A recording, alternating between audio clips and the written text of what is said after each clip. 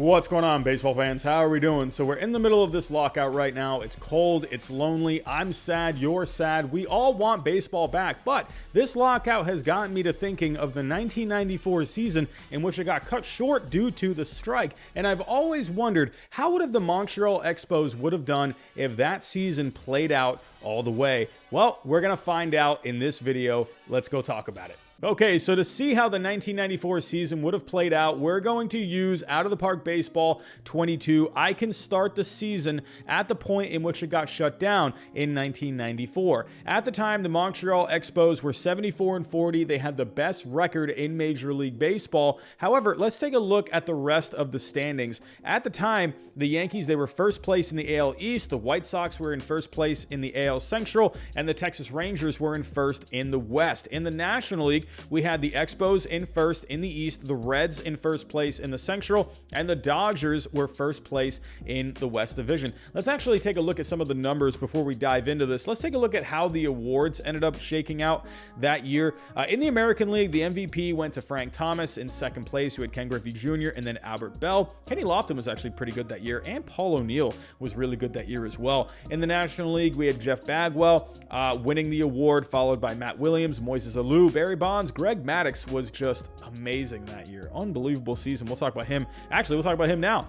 In the American League for the Cy Young, David Cone walked away with the award there. And like I said, Greg Maddux, he was just out of his mind. He had an 8.5 WAR that year. Are you kidding me? And they still had a lot of season to go. I mean, good grief. Greg Maddux was out of his mind that year. He had an ERA plus of 271. Are you kidding me? That is just Greg Maddux, man. He is just nuts. For Rookie of the Year, Bob Hamlin ended up being kind of a one-year wonder that year.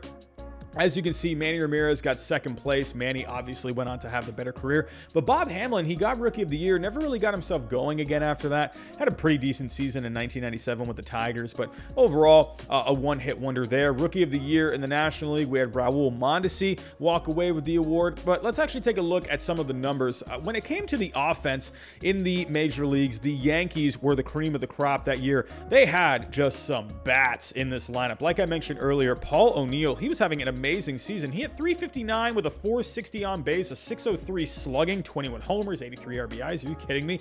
Wade Boggs, he was really good. Mike Stanley, Bernie Williams. I mean, come on. You had some other guys here.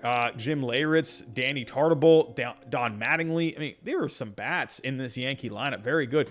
The White Sox also had a very good lineup. Frank Thomas was definitely the centerpiece there. Like I mentioned earlier, winning the MVP.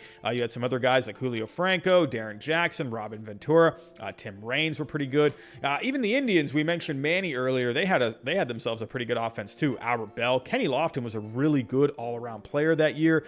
Jim Thome, Carlos Berga, Manny Ramirez, Sandy Alomar Jr. So this Cleveland Indians team was pretty good. But let's take a look at the Montreal Expos. They actually ranked 8th in offense at the time.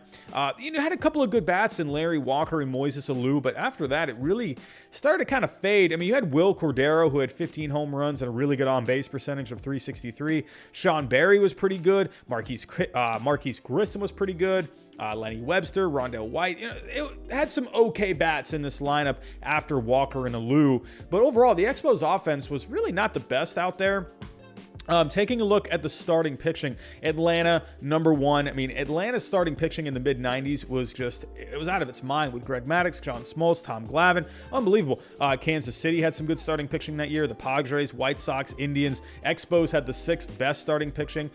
Taking a look at Atlanta's starting pitching here, like I mentioned earlier, Greg Maddux, 16-6 through 25 starts. He had at least another 5, 6, maybe 7 starts left in him.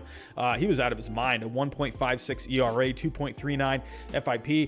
Tom Glavine, he was really good. John Smoltz, he was still kind of coming into his own at the time, but John Smoltz at this point, he was a young pitcher, but he was good. Steve Avery was really good that year too. Really good starting pitching for the Atlanta Braves. Taking a look at the bullpens, actually the Expos had the best bullpen in Major League Baseball that year, followed by Seattle, Atlanta, Baltimore, Philly, the Yankees. Taking a look at the Expos bullpen here, John Wetland, 25 saves through 52 games, a 2.83 ERA, 3.15 FIP. Tim Scott was really good that year. Mel Rojas, Gil Heredia was pretty decent. Look at Butch Henry. Man, hey, not a lot of innings, but good innings when he did pitch. Pedro actually pitched out of the bullpen that year. And hey, you know what? Let's actually go take a look at that Montreal Expos starting pitching staff. Taking a look, I mean, Pedro Martinez at the time still very young, but he was very good. Overall, he was their best pitcher at that point. 11-5 through 23 starts, 3.44 ERA, 3.33 FIP, right around the same. Good numbers all around. You can tell still a younger Pedro Martinez, still coming into his own. You had other guys like Jeff Fassero, Ken Hill, Butch Henry. So, the Expos had a pretty good team that year, but the bullpen definitely was the big part of that team overall, with a couple of good bats and then a couple of good arms in that rotation as well. So what we're going to do here is we're going to simulate the rest of the season. I'm going to simulate all the way through.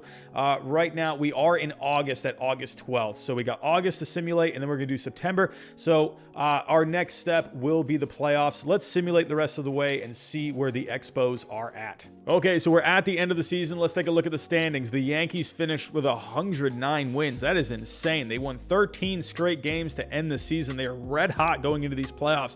The White Sox won the Central with 96 wins. Indians got the wild card with 89 wins. And in the West, the Oakland A's with only 82 wins won the division. What a terrible AL West that was. Moving over to the National League, the Braves just edged out the Expos. 103-59 for the Braves, 102-60 for the Expos. The Braves had a good September. They got hot and they passed by the Expos to win that division. So overall, the Expos did not win the division here. Moving on to the Central, the Astros won that division just 2 games ahead of the Reds, 92-70. Look at this NL West. What's up with these West divisions? The Dodgers had 80 wins, 82 losses. They were under 500 and won that division. These West divisions are horrible.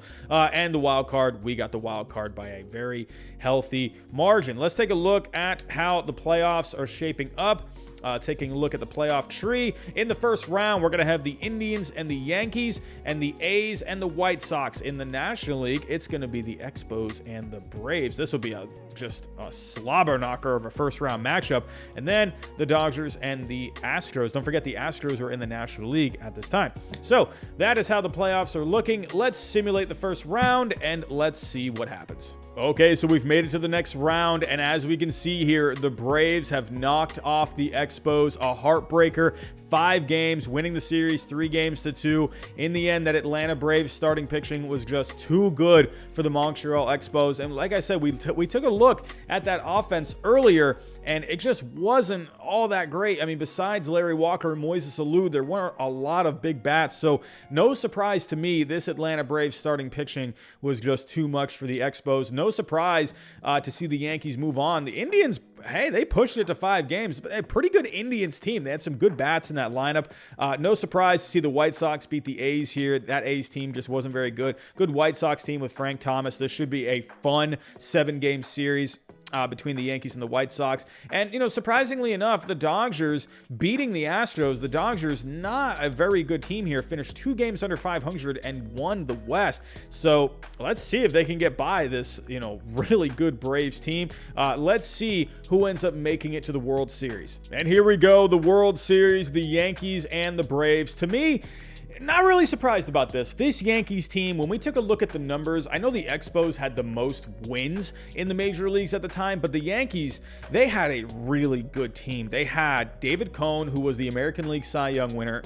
Even though it was a shortened season, he was still really good that year. They had some good starting pitching, a ton of bats in that lineup. Paul O'Neill, who was just leading the way. I mean, unbelievable. This Yankees team in 1994 was really good. Not surprised at all to see them here. And like I mentioned with the Braves, just really good starting pitching. For the Braves, they actually did have, not a bad lineup. If we go take a look, they ranked 13th in offense that year. They had some bats. Taking a look at some of the guys they had, Fred McGriff, 34 home runs, 94 RBIs that year.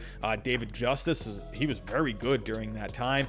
If we actually take a look here, let me rank the offense. Ryan Klesko, 344 on base that year, 278 average. So you had some bats in this lineup for the Braves. I mean, the big bats were Fred McGriff and David Justice. So After that, not a whole lot to desire, but that starting pitching for the Atlanta Braves was just so good with Greg Maddux and Tom Glavine. Again, not surprised to see this World Series. Let's see who ends up winning it. Let's simulate it. Here we go. And the Yankees have swept the Atlanta Braves, the New York Yankees. To me, I'm not surprised. I think there was a lot of people out there that thought, hey, the Expos, they had the most wins. But to me, that Yankees team was just so talented all across the board. Just a really, really good team overall. Again, the New York Yankees, they won 109 games. They won 13 straight games to end that season. No surprise to see the Yankees win in 1994. So tell me what you think down below in the comments. Do you think the Expos would have actually pulled it out and won that season if it hadn't been cut short? Do you think this simulation was accurate? Do you think the Yankees would have won it all? Do you think maybe the Braves actually had a better chance? Let me know what you think down below in the comments. But that's all I have for right now. Thanks for watching, and I'll talk to you next time.